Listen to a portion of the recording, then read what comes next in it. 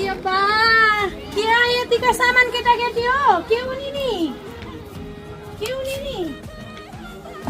हो देख्नु भएन तपाईँले विश्वमा हिन्दू नारीहरूको चाडपर्वलाई